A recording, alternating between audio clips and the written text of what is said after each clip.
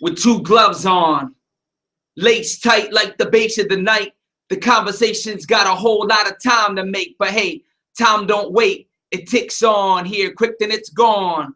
Street corner deep itch, but people scratching it wrong. Poetic energy is packed in my palms. I saw a blind man see. When I predicted he was missing a spark, he said, light ain't shit without dark. A bucket of paint just sits without art. We need a hand on the brush to calm the hush in the thick of a heart. Yup, to form a whole piece it apart. To say the least from the start, reserve space for the end of your mark. Woo! Woo! Woo! Woo! Ladies and gentlemen, Paper Voices welcomes you to episode 12. I'm on Google Hangout Open Mic Series! Ladies and gentlemen, my name is Ron Parker. I'm coaching a slam team known as Paper Voices. Paper Voices. Paper Voices. We represent out of Manchester, Connecticut. I want to give a shout out to Young at Art, who supports us in all things Pomey. We have Catherine Grimshaw Parker helping us out with the Google Hangout tonight. Give it up for Catherine. And I have a very special lineup for you. 3 very talented poets to come and spit a poem for you today. Please put your hands together for our first poet, David Walker!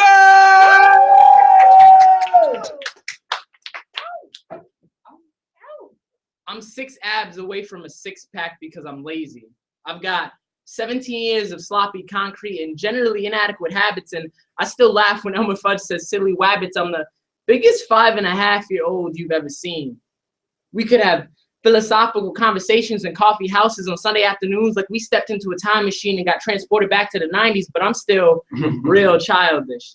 6 feet and an inch or 2 tall, but still can't grow up. When it's time for me to get drop kicked into the world, I'll probably be late to show up, because who actually wants to do a thing like grow up? Ryan Phillips, please call star 800. Barbie, I'm so far from your perfect plastic Ken doll, and I got a lot of problems, so I'm not good for you like menthol, but if there's one thing in this world that could make me take it serious, it's listening to lyrics from those lips. Really immature, I'd rather be with the boys at the nearest comic store until I catch a glimpse of those hips. The world around us just took a break and took a breath, so we only have a few minutes of our forever. I know things like this aren't supposed to happen. People like us aren't supposed to meet. In a world where we're all unique, you're not like the rest of us. You might actually be. I used to observe from a distance because I never could speak. Fear of syntax stumbles, nervous stutters, and diction trips, not simply out of my league. You're totally in a different sport. You should be going after guys that converse with their hands in rough situations with craniums carved out and heads hollow, yet they know how to flirt, tease, heartbreaking, holla, throwing skin and skin-to-skin contact. Those are the guys that categorize as your type, not me. I wish the rules and regulations of this bullshit battlefield we've labeled as love were all in my favor. These guys tote titanium bullets and wield swords while I grip a pen. Nonetheless, I could still be your savior. I might only barely bench 20 pounds and I'm blind without my glasses, but I'm not inferior. I'm just a new flavor, one that the world hasn't taken the time to try yet. They can't see what I'm saying because they haven't opened their eyes yet. You gave me that chance. Your eyes are wide open. I really can't dance, and my feet surely show it, while my bones groove to the tone you hum, which soothes like mama soup on sick days. I want you to tear me out of my old ways to be a loose page. The contrast of our skin is elegant, like ink on loose page. If we get cuts, at least we felt it.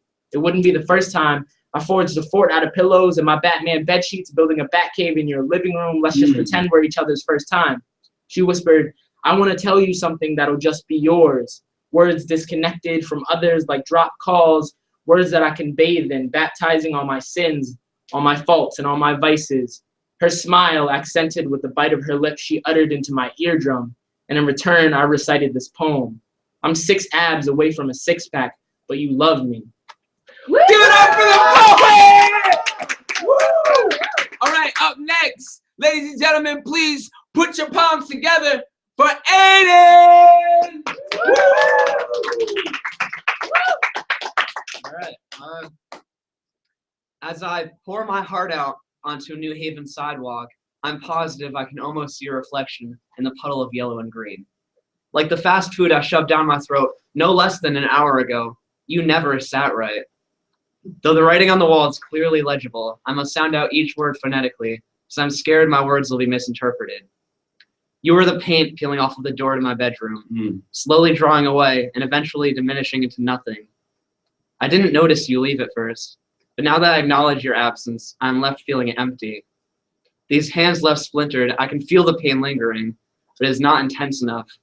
It is not part of the foreground of an elegantly detailed painting, because I will not let it be. I will snap pens and markers, letting the ink and color bleed, creating a smoke screen, somewhere to hide, something to envelop me. I swore I saw your reflection in the painting I made out of a sickly stomach, in the health risk warnings I'll never reread. I am art, and art exists inside of me, bent over and worn, expelling every last taste of you from my lips. While my thoughts become staggered, I've learned to breathe in through sips. Give it up for Aiden. And last but certainly not least, ladies and gentlemen, please clap for our next poet, Paige! Give it up for Paige!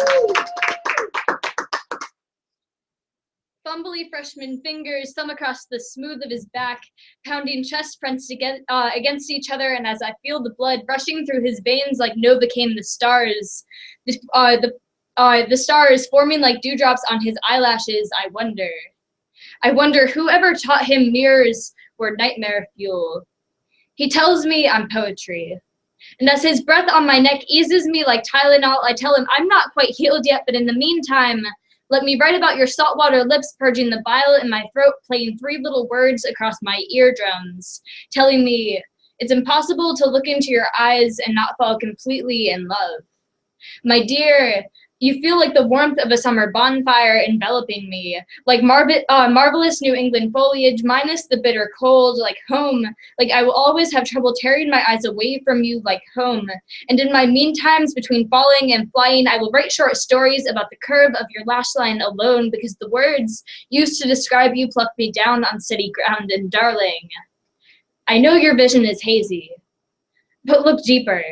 Feel the sparks erupting from your fingertips as I trace calligraphy I love yous again and again against your chest. Taste the passion stuck to our lips like sugar when we kiss. Avert your eyes from the black hole sucking away at the parts of us that used to be, and instead feel the burn of the newly formed quasars revolving in your irises. And when your hands shake like an earthquake wrapped around a massage chair, when the dam breaks and the tears come crashing down around you, when you tell me that everything has gone gray, I will make you see the bright colors of passionate, blood-spattered love will fight struggles together with lust-filled eyes and wars with our lips. Tongues battling the back and forth, spit clashing like tidal waves. Finally, I've learned that life is less about deserving and more about just getting by. And maybe we don't deserve all the pain we've been dealt, but we'll still endure it together. We'll weather it like 2 kids fighting just because we don't know any better, because we all have to face pain. But as we walk into the dark, I will lace our fingers together, because sometimes pain is unbearable and sometimes pain gets the best of us. And those are the times when you need someone the most, and I know it. I have felt cold gripping fingers, grasping at whatever happiness used to be in me. I've had to count my breaths, trying to let out more than I take in. I have sat in front of that mirror telling me that love isn't meant for the uglies, isn't meant for me. Tears staining my cheeks like blood, and yet I'm still here. I still wake up every morning, throwing my legs out of bed, tired body shuffling towards the thought of your arms, because the scared little girl in me doesn't need to retreat to the covers anymore. And maybe it's because when I look into your eyes, I can see everything you're fighting yourself to spit out. But lately, my tongue has been a little lazy, so this is me saying that you are my proof that 1111 wishes are really worth the accumulated seconds. That whatever gods are looking down on me are kind, and that when you fall, I want to be the hand outstretched to pull you back from whatever darkness you cannot escape. I will be there, and I will kiss you right, and I will sing to you when no one else will. Stars fading, but I linger on, dear, still craving your kiss. I'm longing to linger till dawn, dear, just saying this. And dear blind boy, if one day we figure out that all this is just some cruel, fucked up dream meant to show us all the things that are too good to be true, don't wake me up. Thank you. Ladies and gentlemen, give it up for Paige.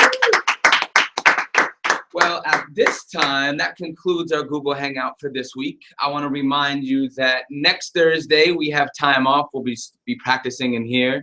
I want us all to cross our fingers and our legs and our faces. I don't know how to cross your face, but I want us to cross everything in good hopes of and good wishes for our poets. They'll be competing this Sunday at the Buttonwood Art Center in Middletown, Connecticut, for the Brave New Voices, actually the Connecticut Slam team, to travel to compete at Brave New Voices in Atlanta this summer. So we wish the poets a lot of luck, and I know that it's going to be a good time.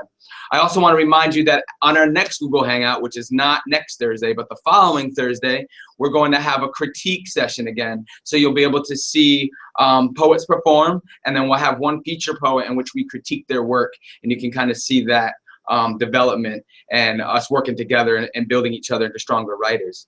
Is there anything else? Am I missing anything? I think that's it. I think that's it.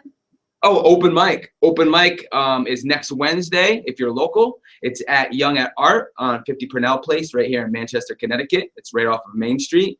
And then on the 27th, it's from 6 to 8. And then on the 27th, we have a slam competition with prizes for first and second place slammers. It's first 10 first slam at that competition. I know we have a lot of people coming out from different districts. We have Manchester slam poets that will be up in there trying to compete for the crown. And we have people coming out of St. Joseph's College that just caught wind of it, and they have a bunch of people that are coming out that want to hurry up and sign. So if you are in the area, or you can find a way of making it there, and if you love music, just good vibes, mixing and mingling with people, different artists from different areas, and just listening to good poems, I invite you to come out to either be an audience member or to go ahead and participate and compete. I think that's it. I said a whole lot. I thank you, audience, for being such a lovely audience, and I welcome you to hang out at our next Google Hangout. Peace! Woo, woo, woo.